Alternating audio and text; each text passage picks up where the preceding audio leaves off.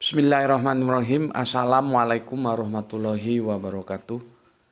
Ashadu an la ilaha illallah, ashadu anna Muhammad dan Rasulullah. Allahumma sholli ala sayyidina Muhammad wa ala ali sayyidina Muhammad. Kama sholaita ala sayyidina Ibrahim wa ala ali sayyidina Ibrahim.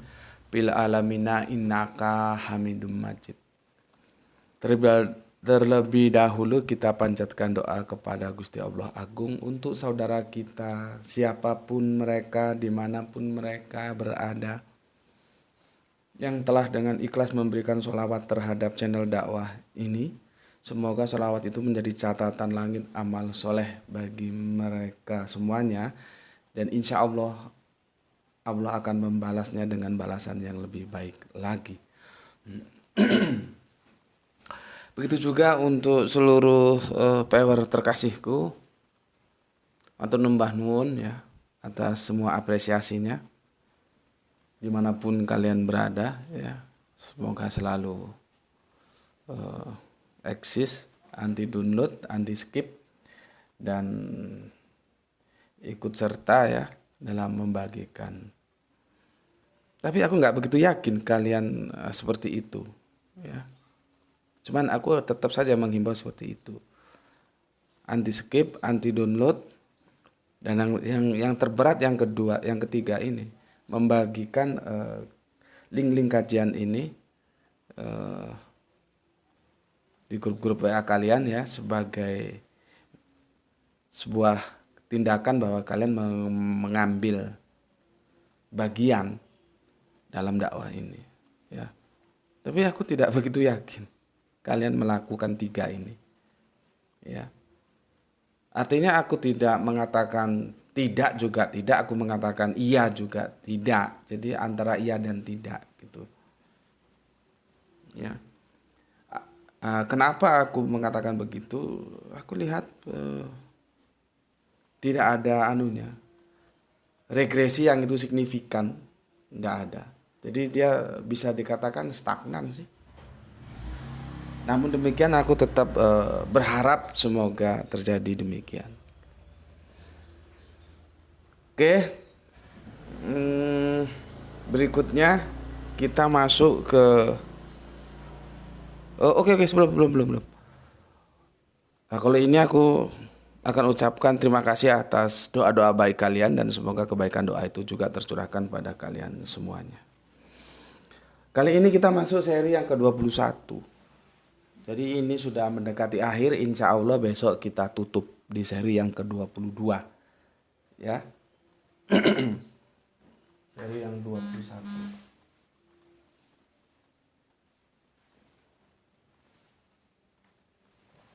Oke, ini sudah jelas kemarin, sejelas-jelasnya ya. Tinggal kalian memahaminya bagaimana, sehingga untuk menjelaskan ke orang yang minta penjelasan kalian bisa ya.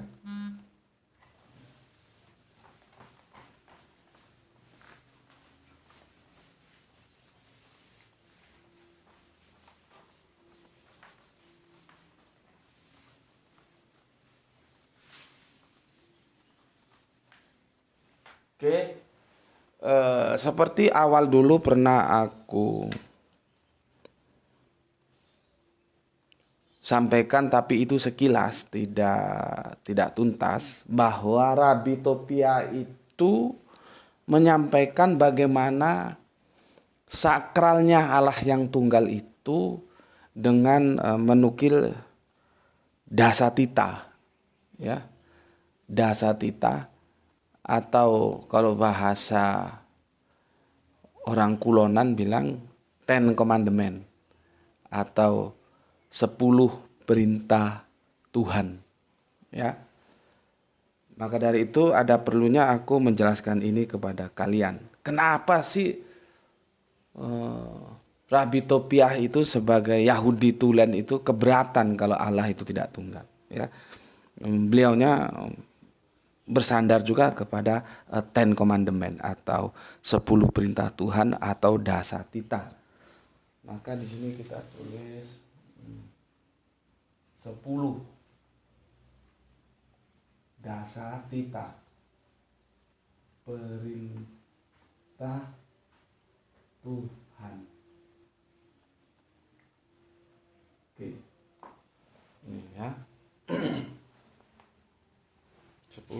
perintah Tuhan.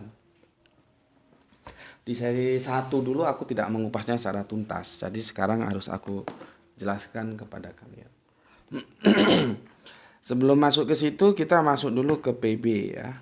Ke PB, maka buka Injilmu itu ada di kitab Matius 6:9. Ya. Matius 6:9. Itu tentang doa Bapa kami. Ya. Jadi murid-murid Yesus itu minta diajarin berdoa. Ya. Lalu diajarilah cara berdoa kepada Bapa itu gimana, gitulah ya. Diajari oleh Yesus, maka terkenallah dengan judul doa Bapa kami. Ya. Sebetulnya itu lengkapnya itu doa Bapa kami di surga, gitu ya. Jadi yang kita dengar kemudian disingkat menjadi doa Bapa kami gitu. Dalam doa Bapa kami itulah Yesus itu mengajarkan bagaimana tentang hal berdoa itu. Ya. Bahkan kalau Yesus ngajari berdoa itu nggak usah bertele-tele. To the point gitu, dan itu bagus. Ya. Begini. Nah ini karena ini aku cuplik ya di yang 69, tapi kalian baca lengkap nanti ini. Ini perikopnya. Ya. Doa Bapa kami. Oke, ya. Itu ada di Matius 6 mulai ayat 5 tuntas sampai ayat yang ke-14. Ya.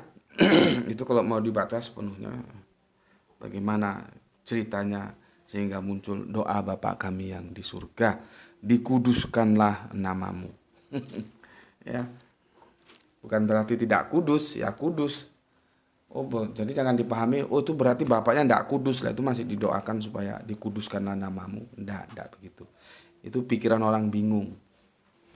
Ya. Kalau ada yang berpikir seperti itu, dia bingung. Ya. Oke, aku baca. Karena itu berdoalah demikian, Bapa kami yang di surga, dikuduskanlah namamu. Aku tidak perlu menjelaskan keseluruhannya. Yang aku akan menjelaskan di sini Yesus itu menyebutnya Bapa tanpa K. Yang sampai sekarang nggak ada yang bisa jawab. Kenapa K-nya kok dihilangkan? Nggak ada yang bisa jawab. Ya, mulutnya nyoncong kemana-mana itu sampah doang. Tapi jawab ini aja nggak bisa. Kenapa Bapak kok nggak Bapak? Makanya untuk yang komen-komen sampah itu ya, dilalui saja. Nggak bermanfaat sama sekali. Ya. Matius 6:9. Ya. Karena itu berdoalah demikian, Bapa kami yang di surga, dikuduskanlah namamu. Yesus menyebutnya Bapa. Yesus sendiri disebut apa?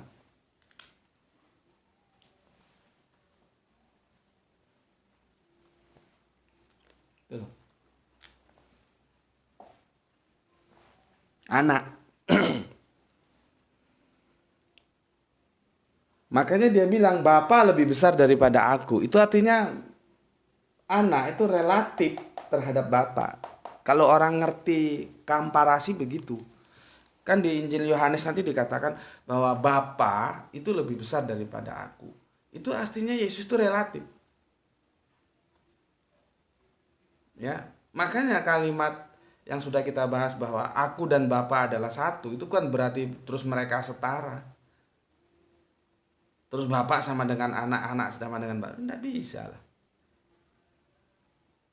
Kita lihat aja, yang namanya anak dia pasti punya bapak. Yang bapak belum tentu punya anak. Artinya sebelum ada anak, bapak sudah ada. Nggak ada ceritanya anak itu sama bapak itu satu usia, itu nggak ada. Nggak ono. Hanya orang geblek lah yang percaya bahwa bapak dan anak itu satu usia. Nggak ada. Walaupun ini dalam perspektif teologis, artinya ini hubungannya bukan hubungan biologis, ini teologis. Entah demikian, bapak ini tidak sama dengan anak. Nanti kalau kita kaji lewat rumusan alfa omega, wal awal wal akhiru, di sana jelas banget ya bahwa anak ini pernah satu masa dia tidak ada. Baru diadakan oleh bapak. Gitu loh. Jadi, Gus, itu tapi Yesus dikatakan alfa omega itu gimana, Gus? Lihat videonya, sudah aku jelaskan. Ketik aja, Yesus alfa omega atau apa gitu, atau tanya seniormu. Sudah lengkap di sana sebetulnya. Tinggal otak-otak kalian tuh bisa memahami atau tidak gitu aja. Ya. Sudah lengkap di sana, udah dijelaskan berkali-kali. Tentang Thomas yang kaget itu juga sudah dijelaskan kok. Jadi gitu-gitu sampah itu. Makanya aku nggak pernah komentar. Ngapain aku harus balik lagi, orang dulu sudah kok. Lah dulu kemenong waktu dijelaskan tentang itu. Kan sudah dijelaskan dulu. Ya Allahku, ya Tuhanku. Memangnya itu ditujukan ke Yesus? Tidak. Sama dengan kalau kita ketemu teman lama yang nggak kita kira, ternyata ketemu di jalan atau di mana. Ya Allahku, ya Tuhanku, kamu sehat ya? Ya Allahku, ya Tuhanku, itu kesono kesono, bukan kesono. Artinya kekaguman kita terhadap Allah yang mempertemukan kita dengan sahabat lama kita. Begitu juga Yesus, dia menjadikan Thomas kaget. Informasi yang dia terima, beritanya ya sudah disalib, selesai sudah. Tiba-tiba hadir di hadapannya. Wajar, ya Allahku, ya Tuhanku. Kok ini tiba-tiba hadir di hadapanku? Gitu loh ya. Itu sudah kita kupas tuntas. Ya. Jadi tentang alfa omega mungkin ada yang tanya, gimana Gus kok Yesus dikatakan alfa omega? Itu videonya sudah ada, tinggal kamu tonton lah. Daripada aku ngulang lagi kan, ya sudah ada videonya, tinggal nonton saja. Ya. Oke. Disebut Bapa dan disebut anak. Ya. Artinya Bapa dan anak itu relatif. Bapa lebih otoritatif daripada anak. Jadi enggak sama. Gitu loh. Bagaimana bisa dipahami bahwa Bapa dan anak itu sama, itu kan orang geblek aja yang bilang gitu. Ya. Oke. Sekarang yang aku mau jelaskan tuh sebetulnya yang dipanggil Yesus Bapa itu siapa gitu. Siapa yang dipanggil Yesus Bapa? Ya. Siapa sebetulnya? Maka kita lihat di buka kitabmu Yohanes 8:5-4 ya. Yohanes 8:5-4.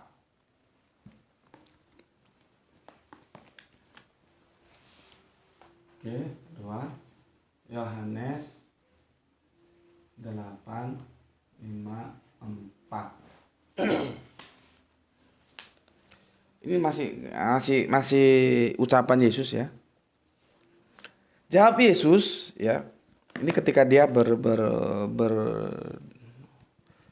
berdebat gitulah ya, atau ya tepatnya berdebat lah itu ya. Kalau kita lihat ceritanya itu, dia dalam suasana perdebatan dengan orang-orang Yahudi gitu.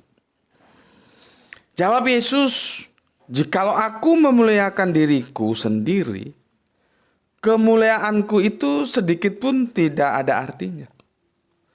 Bapakulah yang memuliakan aku." Bapak lagi dia sebut. Ya. Bapakkulah yang memuliakan aku. Ya, Bapakkulah yang memuliakan aku. Tentang siapa kamu berkata, dia adalah Allah kami. Jadi yang dimaksud Bapa di sini adalah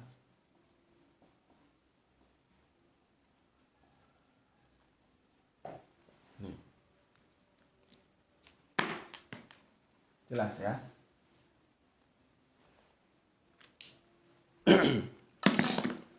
Bisa diikuti pelan-pelan aja ya. Ini nggak ada kopi sebabnya. Jadi nanti kalau buru-buru haus. Puasa kita akan segera berakhir ya. Hari Isnin insya Allah sudah Idul Fitri. Oke. Ya, di Matius 6:9 yang dipanggil oleh Yesus Bapa, terus kita tarik ke Yohanes 8:58, dari sanalah kita tahu bahwa yang dimaksud Bapa itu adalah Allah.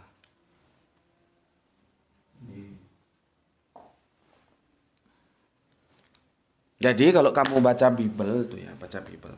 Terus ada Yesus mengucapkan Bapa, itu ingatan kita langsung ke Allah. Itu bagi orang Yahudi biasa, tapi itu bukan berarti terus Yesus itu Allah, bukan. Itu apa ya? Ucapan keakraban, keharmonisasian antara mereka. Ya. Makanya orang Israel itu disebut juga anak-anak Allah.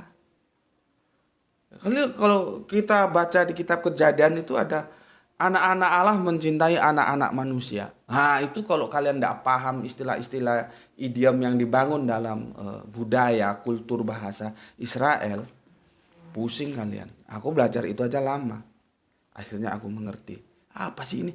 Kok ada anak-anak Allah mencintai anak-anak manusia? Ini gimana? Hati-hati, karena metafor-metafor dalam tradisi budaya Israel itu juga cukup kental. Cuman karena itu bahasa mereka, mereka tahu. Itu loh, ya namanya aja bahasa mereka. Makanya kan aku berkali-kali, kalau kamu bingung, kamu nggak ngerti artinya ehad, kamu nggak usah sok ngerti lah. Itu bukan bahasa kamu. Tanya kepada yang punya bahasa, siapa orang Israel. Tanya sama mereka. Apakah benar ehad itu terus di dalamnya ada yang lain? Karena dia dianggap satu kesatuan. Terus sok-soknya merubah antara ehad dan yahid itu berbeda. Enggak begitu. Ya, orang Israel tidak begitu memahaminya. Ya, oke. Jadi pahami bahwa yang dimaksud Yesus adalah Bapa itu adalah Allah itu sendiri. Ya, Elohim gitu nyebutnya. Ya. Atau Eloah gitu. Kalau kita Allah ya karena terpisah dalam locus delicti dan tempus delicti yang begitu jauh, akhirnya ya dialeknya berbeda antara Ibraniun dan Arabiun, tapi substansinya sama. Ya. Oke. Sekarang kita coba cari tahu. Ya. Kalau kita sulit memahami tentang keberapaan Allah dengan penjelasan-penjelasan informasi yang itu sifatnya kualitatif, maka kamu harus beralih ke yang kuantitatif. Kuantitatif bukan kualitatif, kualitatif bukan kuantitatif, tetapi keduanya itu saling mendukung antara kualitatif dan kuantitatif. Ya. Sekarang kita lihat. Yesus ini kan aku sudah jelaskan Yahudi ini. Awalnya dia Yahudi. Dia berbicara dengan dedengkotnya Yahudi ini. Di Yohanes 8:58 ini. Murid-muridnya ya Yahudi juga. Jadi ke-11 murid Yesus itu tidak ada orang luar itu. Maksudnya luar dari Israel tidak ada. Ya, itu Yahudi semua itu nanti. Kalau Paulus itu kan tidak pernah ketemu Yesus. Sebetulnya apakah Paulus bisa disamakan dengan ke-12 muridnya? Itu masalah juga. Masalahnya Paulus tidak pernah ketemu Yesus yang pertama. Yang kedua, keyahudiannya, keisraelannya Paulus itu tidak 24 karat. Kalau emasnya begitulah ya. Seperti sahabat, kalau di Alkitab itu biasanya menyebutnya murid ya. Kalau di perspektif Islam sahabat. Tidak seperti murid-murid Yesus yang lain. Murid-murid Yesus yang lain itu Yahudi tulen. Kalau Paulus kan enggak. Ya. Jadi apakah dia bisa dikatakan murid Yesus dengan dua keadaan yang seperti itu? Pertama, tidak pernah bertemu dengan Yesus langsung. Artinya Yesus tidak pernah ngajar dia kan. Dia justru gurunya Jimail. Jadi Paulus itu berguru kepada Jimail bukan kepada Yesus. Yang pertama. Yang kedua, Yahudinya atau Israelnya itu tidak 24 karat. Ada campuran. Aku lupa, coba cari. Atau bapaknya atau ibunya yang non Israel itu ya. Oke. Artinya dalam keyahudian mereka biasa memanggil Allah itu dengan Bapa. Masalahnya sekarang Allah mereka berapa gitu ya. Nih. 3. Kita lihat di Yohanes 8:41. 8:41. Tuh, udah adzan kan? Belum ya? Kok ada suara-suara? Kirain adzan. Takut ketinggalan sholat nanti ya. Udah menjelang asar. Oke, aku lanjutkan. Yohanes 8:41. Kamu, itu maksudnya orang-orang Yahudi yang diskusi dengan Yesus. Dia ngomong ke Yesus gitu ya. Kamu gitu ya. Jadi kamu itu maksudnya yang dituju Yesus. Kamu mengerjakan pekerjaan Bapamu sendiri. Ya. Jawab mereka. Ya. Jadi Yesus ngomong ini kan ada soal jawab sekelompok gitu ya. Ya, sekelompok Yesus sendiri dan orang-orang Yahudi sendiri. Jadi Yesus ngomong, kamu, maksudnya itu yang diajak ngomong gitu ya.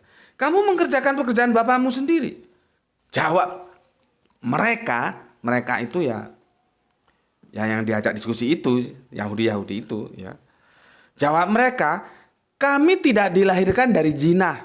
Nah, aku sudah singgung kemarin, hati-hati dengan diksi jinah itu bisa metafora, bisa harafiah tergantung diksinya. Dan di sini dia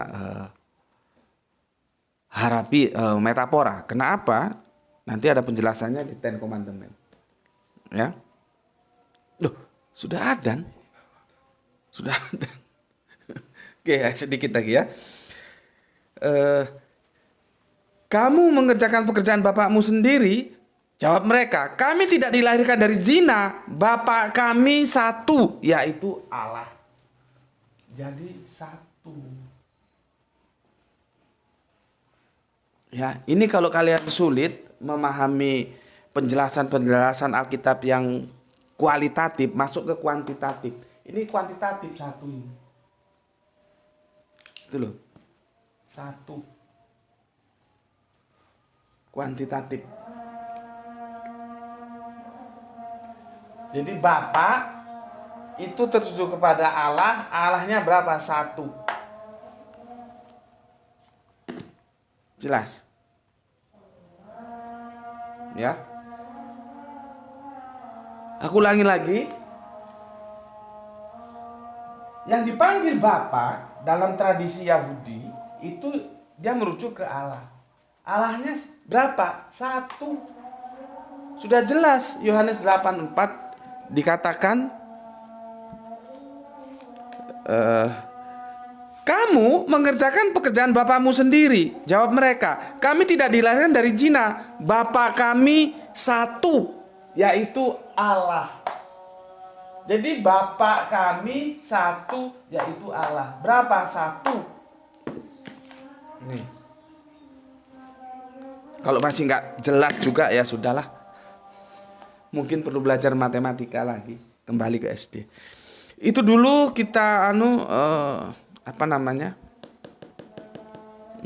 Opo kuwi jenenge? Interval sejenak ya, karena aku harus sholat asar dulu ya. Nanti kita lanjutkan ya. Oke. Bismillahirrahmanirrahim. Permisi dulu untuk sholat asar, nanti kita lanjutkan.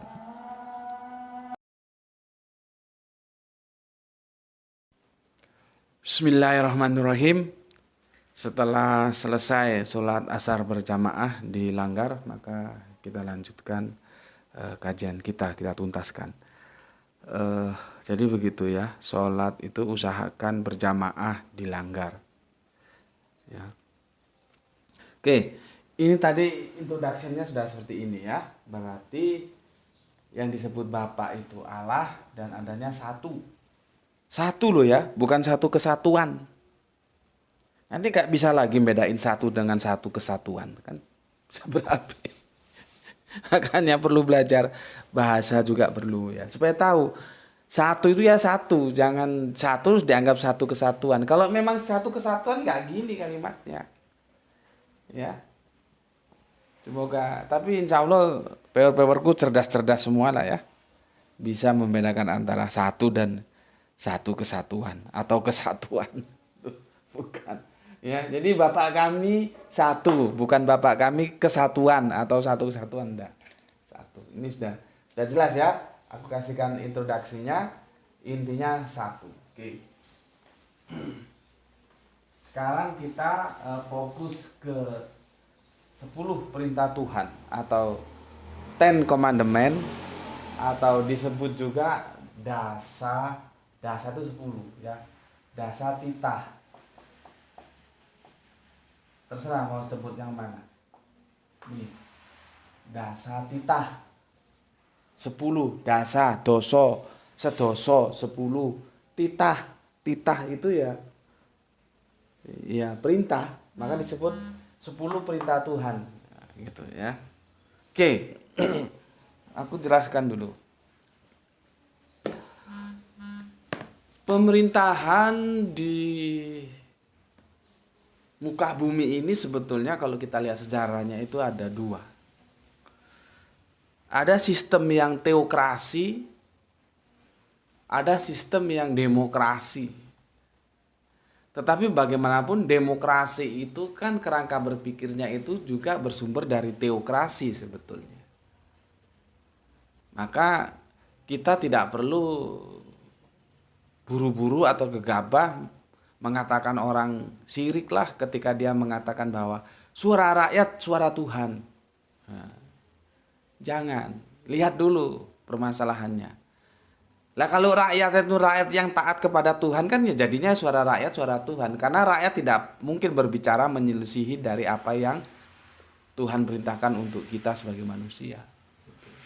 Ya, ini yang sok-sok jago sebagai pendekar tauhid kadang-kadang terlalu gampang bilang orang yang musyrik lah tanpa melihat dulu duduk permasalahannya. Yang namanya teokrasi itu teos ya. Jadi teokrasi itu aturan-aturan agama di dalam teos itu orang Jawa bilang plek. Plek itu ya sudah copy paste apa adanya seperti itu. Tidak ada penyesuaian-penyesuaian lagi. Itulah. Oke. Semua nabi itu pemimpin. Semua nabi itu pemimpin umatnya. Makanya seperti yang aku bilang, dulu pemerintahan-pemerintahan di zaman para nabi-nabi itu tidak ada pemisahan antara ulama dan umaro. Pemimpin dahulu itu ya sekaligus ulama dan sekaligus umaro. Tidak langsung terpisah. Ulama sendiri, umaro sendiri. Itu kan kekinian aja. Ya. Pernah itu salah satu profesor itu dia bilang sistem teokrasi nggak bisa diterapkan di saat kini ya. Dia merujuk saat kini gitu. Karena dulu dia mensitir Kanjeng Nabi itu sebagai penegak ketiga-tiganya. Sebagai eksekutif, sebagai yudikatif, sebagai legislatif. Kalau sekarang nggak bisa. Aku heran, profesor kok bisa ngomong gitu itu. Gurunya itu loh, aku heran. Nggak heran profesornya, gelarnya profesor kok gebleknya seperti itu. Yang aku heran gurunya profesor itu loh, kok bisa punya murid seperti itu gitu loh. Masalahnya bukan tidak bisa. Masalahnya adalah, adakah sekarang yang umaro itu otomatis juga ulama? Gitu loh. Kalau kita bisa menemukan itu, ya bisa dilaksanakan. Orang buktinya Kanjeng Nabi bisa kok. Kok sekarang katanya tidak bisa, itu gimana?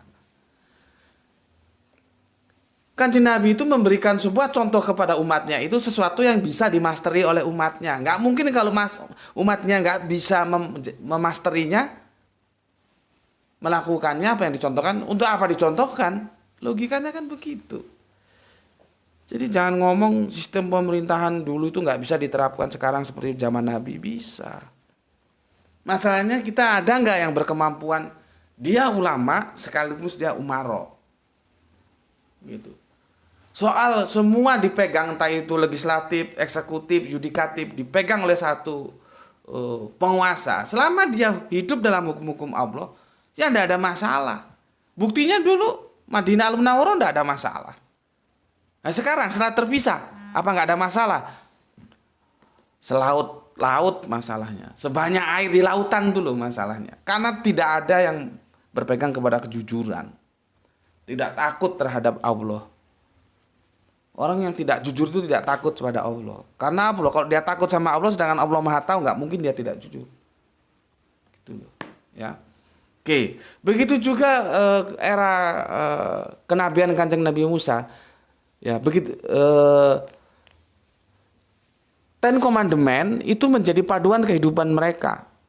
Dan dulu itu ya teokrasi itu. Jadi dia nabi, dia juga pemimpin bangsanya, Kanjeng Nabi Musa itu. Makanya yang disegani dalam kehidupan Yahudi sebagai bangsa Israel itu Abraham, Musa, ini dua nama ini sakral bagi mereka. Musa ini yang memerdekakan mereka keluar dari tanah Mesir, dari tekanan yang diberikan oleh Firaun. Nah, dasar-dasar mereka itu sebut ini loh, Ten Commandment itu. Kanjeng Nabi Isa juga sebetulnya dia ya ulama dan sekaligus umaro, cuman kan tertolak karena kesusuai wong Yahudi Israel nggak sabaran. Ya. Sekarang kita melihat dasar-dasar yang mereka pakai dalam kehidupan mereka berbangsa, bernegara, beragama, itu adalah dasatita itu. Ya. Dasatita itu bisa kalian lihat, aku nggak mungkin menampilkan semuanya ya. Itu ada di Ulangan 5 dan Keluaran 20. Ya. Itu ada di Ulangan 5 dan Keluaran 20. Ya, itu ada dasatita, nanti kamu bisa baca secara lengkap, ya. Nih, 10 firman. Nih. Ya, ini di Keluaran. Di Ulangan ini. Ya. Sekarang kita lihat di Keluaran. Di Keluaran itu di 20.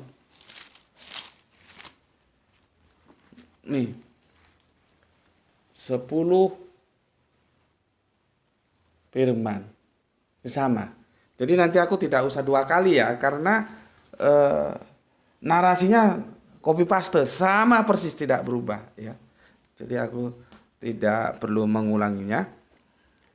Yang perlu aku kasih tahu bahwa Ten Commandment itu menjadi kehidupan mereka tertata dengan dasatita ini. Ini mereka pegang erat. Ya. Nggak ada posisi tawar wis, gitu ya. Nggak ada negosiasi gini ini, nggak ada. Pokoknya dilaksanakan dasatita itu. Ya. Di sana banyak aturan main itu yang nggak mungkin kita baca semua. Nanti kan itu menjadi satu yang disebut Torah ya. Torah itu artinya hukum. Jadi kalau hukum Torah itu kalau diterjemahkan hukum-hukum. Jadi Torah Musa itu hukum Musa. Ya. Kemarin ulangan 29 sudah aku jelaskan, aku nggak perlu jelaskan lagi ya. Sekarang kita menukil di Keluaran 23. Keluaran 23 itu selaras dengan ulangan 57. Ya. Satu. Ya. Keluaran 2 Exodus kalau bahasa Inggrisnya, kalau kamu punya Injil bahasa Inggris. Kok Injil, Bible ya. Kadang-kadang salah-salah ngomong. Keluaran 23 ya. Itu selaras dengan ulangan 57. Maka enggak usah aku ulangi. Ulangan 57. Ini selaras. Ya. Aku bacakan, jangan ada padamu Allah lain di hadapanku. Jangan sudah diwanti-wanti, Allah lain. Gak boleh. Jangan ada padamu Allah lain di hadapanku. Ngerti gak maksudnya ini? Ini yang dijelaskan oleh Rabi Topia. Gak mungkin Yahudi itu bisa menerima Tritunggal. Ini yang dijelaskan di seri pertama. Ya, cuman kemarin kan itu hanya sekilas, sekarang aku teguhkan di sini. Allah lain itu tidak mungkin. Siapa Allah mereka? Bapa. Ini ya, Bapa. Ya, maka kehadiran anak, ada lagi kehadiran Roh Kudus. Nampak lah ini deh. Ini nampak Roh Kudus. Ya, ini Allah lain ini. Ini Allah lain. Allah mereka sudah aku jelaskan tadi. Satu, yaitu Bapa. Bagaimana kemudian adanya anak sebagai Allah, Roh Kudus sebagai Allah? Ya itulah yang digagas oleh Tertullian dalam Tritunggal. Itu loh. Ini sudah menyalahi Ten Commandment. Kok di samping Bapa ada lagi yang lain, dan itu sama-sama diterima sebagai Allah. Allah mereka orang Yahudi itu hanya satu. Aku jalan tadi, siapa? Mereka memanggilnya Bapa. Tidak ada anak, tidak ada Roh Kudus. Itu loh yang disampaikan oleh Rabi Topia. Tidak mungkin kami menerima Tritunggal. Karena kami berpegang teguh kepada Ten Commandment, dasatita 10 perintah Tuhan. Dan itu sakral bagi mereka. Kalau kita itu dalam berbangsa bernegara ya Undang-Undang Dasar 45 kira-kira gitulah. Nggak mungkin. Ya. Ini mau dibilang apapun ada Allah lain. Mau diputer ke kanan, ke kiri, ke atas, ke bawah, ditekuk. Tetap aja ada Allah lain. Karena anak dianggap sebagai Allah. Roh Kudus dianggap sebagai Allah. Bagi orang-orang Yahudi dan bagi Yesus sendiri tidak ada. Yang dia panggil cuman Bapa saja sebagai Allah. Tidak ada yang lain. Itu loh keberatannya yang disampaikan oleh Rabi Topia. Ini makanya aku bilang kalau nonton video itu ikuti aturan mainnya. Semua harus kamu tonton supaya jelas.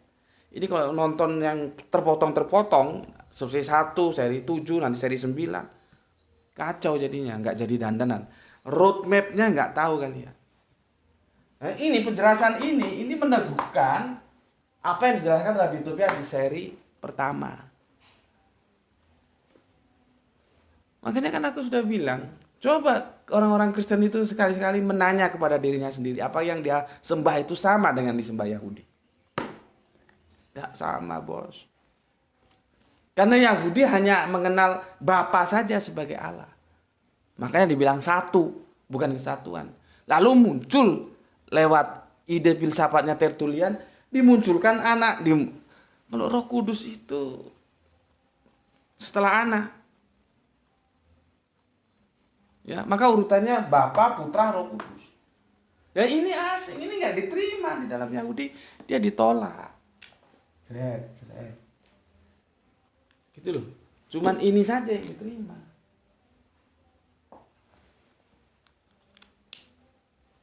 Jadi orang Kristen itu bukan tidak menyembah Bapa loh ya.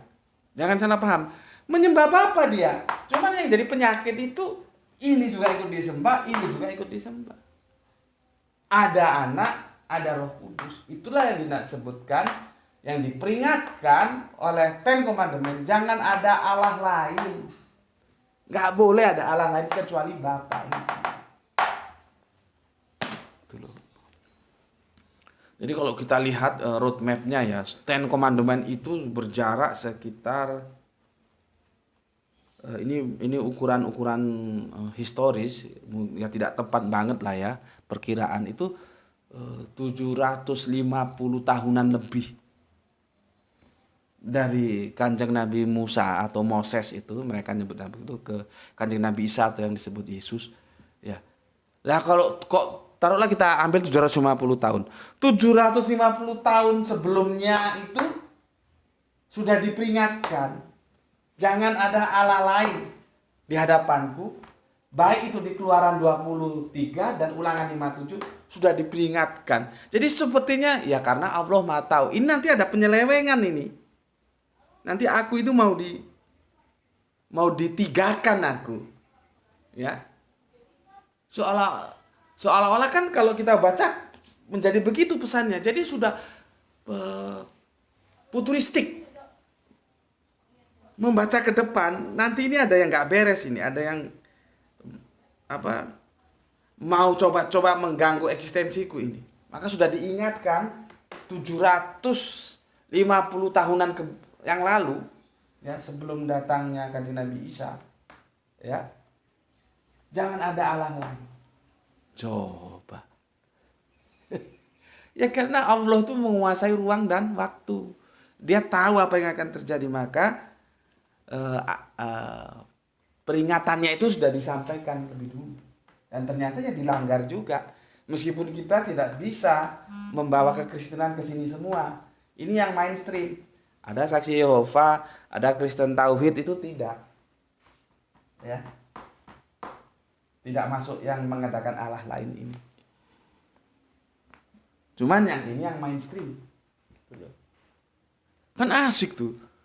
Ini jadi kita membacanya, oh berarti peringatan ini dipersiapkan untuk menghadapi ini. Jadi Allah tuh sudah mempersiapkan untuk 750 tahun yang akan datang. Ini akan terjadi ini sempalan pemikiran ini. Maka diingatkan.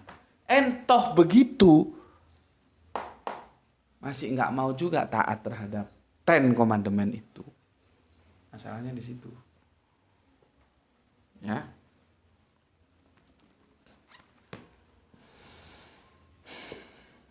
Kamu coba pahami pelan-pelan.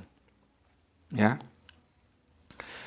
Kamu pahami pelan-pelan. Oke? Sudah? Maka aku lanjutkan sekarang. Ini sudah jelas ya. Bapa kami satu. Ya. Maka tidak mau dia diduakan, apalagi ditigakan. Ya, satu. Tu. Ya. Oke. Ini sudah jelas ya. Jadi tidak ada Allah lain.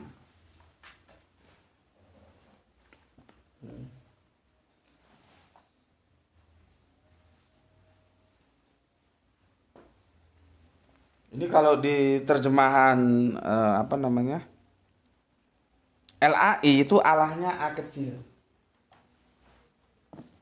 Tapi ya bagi yang tahu ditulis A besar juga enggak apa-apa, karena original teksnya huruf-huruf Ibrani itu sama dengan huruf-huruf Arabiun ya, Ibraniun itu enggak ada huruf besar huruf kecil, jadi ya podo ae gitu.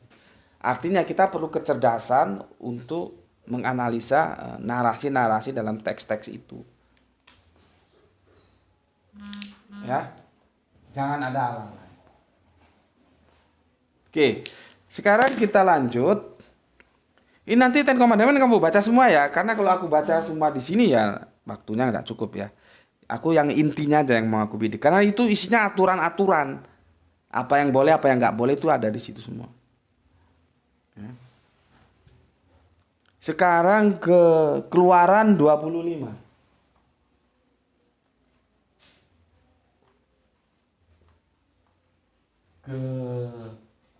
Keluaran 25. Ini paralel dengan Ulangan 59.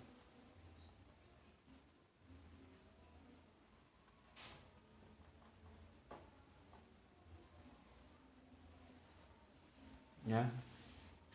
Aku tampilkan ayatnya loh ya, bukan ngomong tanpa dasar ayat. Ini untuk pertanggungan jawab intelektual.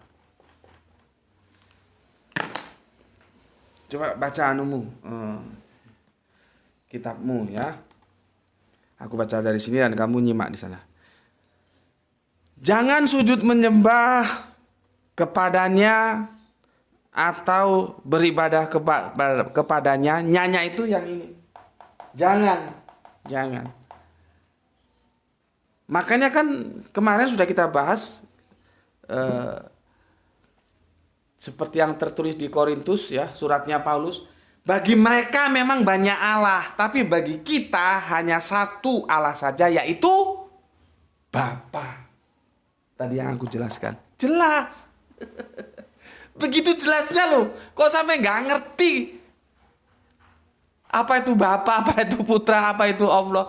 Kok bisa kebelangsak sampai sekian lama itu loh. Otaknya taruh mana kalau baca Alkitab.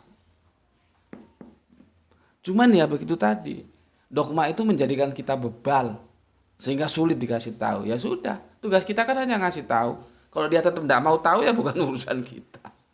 Sudah jelas banget. Kan di sini aku bilang tadi yang awalnya tadi introduction-nya. Bapak kita satu, Bapak kami satu, Bapakku satu. Bukan kesatuan.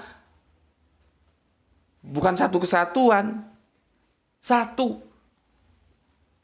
Sama seperti yang dinukil oleh Paulus. Bagi mereka, pagan-pagan itu memang banyak Allah.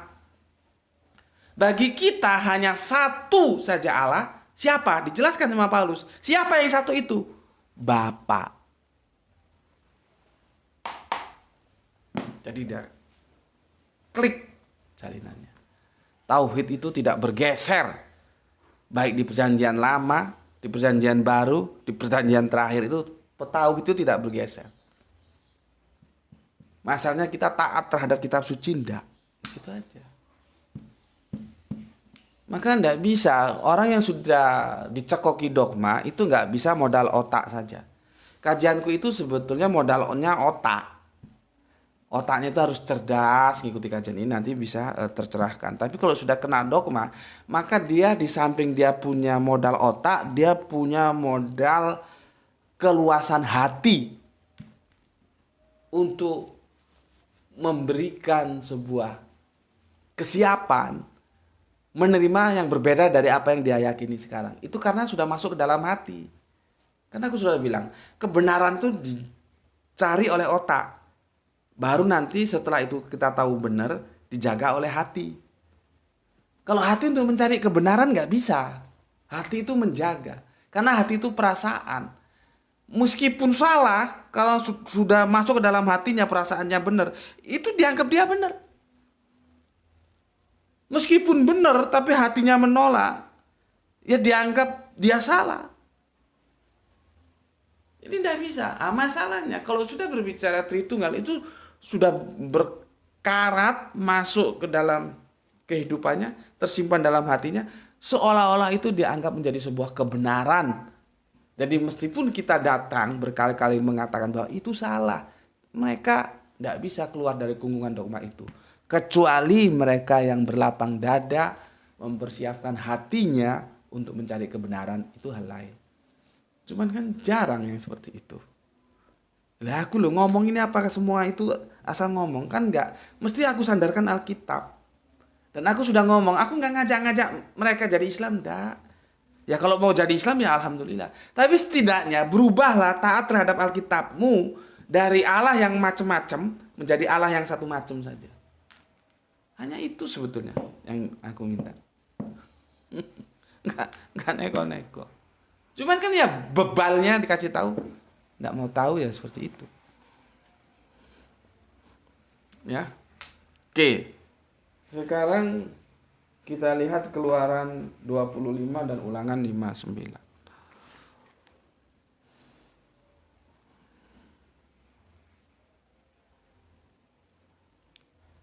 Baca di Alkitabmu ya, aku baca di sini. Jangan sujud menyembah kepadanya, nyanya itu Allah lain, atau beribadah kepadanya, maksudnya Allah lain. Aku Tuhan, maksudnya aku Yahweh, atau aku Yahweh Allahmu adalah Allah yang cemburu. Ya. Yang mau aku bidik di sini adalah Allah yang cemburu. Nih. Ya. Nih.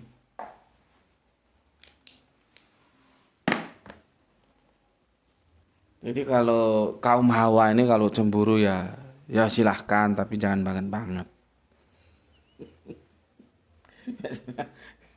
Ya tapi nggak kaum Hawa aja sih ya, kaum Adam juga kadang-kadang ya cemburu. Ya silakan saja, tapi jangan banget-banget.